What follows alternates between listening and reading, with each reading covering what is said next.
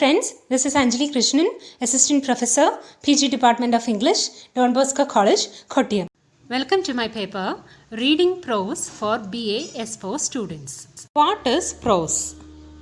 Prose is a literary genre, that is, written or spoken language in its ordinary form without metrical structure is called a prose. So prose is it can be a written or spoken language in its simple ordinary way but without metrical structure, that is without any rhythm like the poem. Simply we can say whatever is not verse, verse means poetry, poem. Whatever is not verse is prose.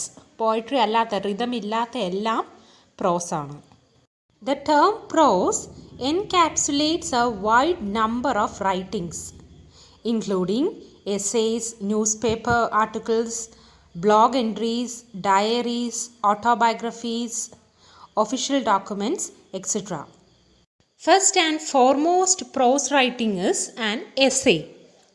An essay is an composition in prose, a writing in prose, which is short or of medium length.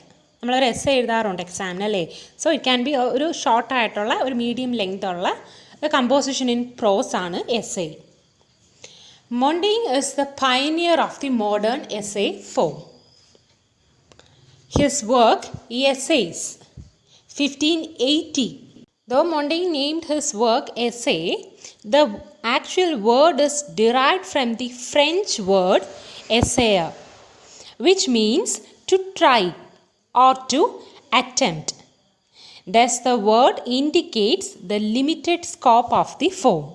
When we have in exam, write an essay, attempt an essay, that means it has a loose, limited way of writing.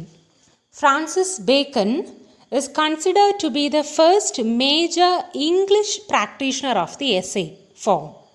So, he is supposed to be the father of English essay. And the importance of his essay, they were objective in nature. Objective in the sense they were impersonal, not subjective, relating to the personal life or any person, but it is impersonal, objective in outlook. And it is didactic. Didactic means teach and delight. At the same time, you get a sort of delight plus something is instructed through that writing. So his essays were impersonal, didactic, and he used the style aphoristic. That is something, a pithy observation which contains a general truth. നമ്മൾ പഴമൊഴി എന്നൊക്കെ പറയുന്നതാണ്, something like A saying. ആ ഒരു അഫോറിസ്റ്റിക് സ്റ്റൈലാണ്. അദ്ദേഹത്തിൻ്റെ ഓരോ സെൻറ്റൻസുകളും അഫോറിസംസും എടുത്താൽ we can develop that particular aphorism into a essay. ആ രീതിയിലൊരു സെയിങ്, പ്രോവർബ് രീതിയിൽ വരുന്നതാണ് പലപ്പോഴും അദ്ദേഹത്തിൻ്റെ എസ്സേസ് എന്ന് പറയുന്നത്, എസ്സേയിലെ സെൻറ്റൻസുകൾ എന്ന് പറയുന്നത്. So when we make a comparison between Francis Bacon and Montaigne, Montaigne's essays were subjective, personal in nature. So these essays were called informal essay, not formal, objective, but informal in nature.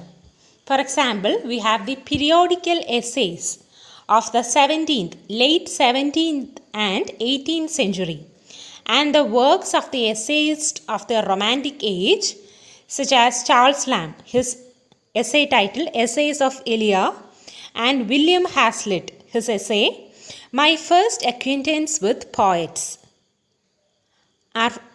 are informal essays. Again, Francis Bacon, his essays were objective in nature, they were impersonal essays, so it comes under the category formal essay. For example, in formal essays, we have the critical essays written by Matthew Arnold.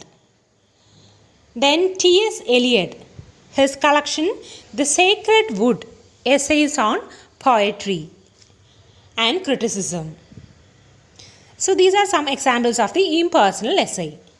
The other famous essayists in English are Joseph Addison, Richard Steele, Thomas De Quincey, Ralph Waldo Emerson, Virginia Woolf, George Orwell, and Robert Lind.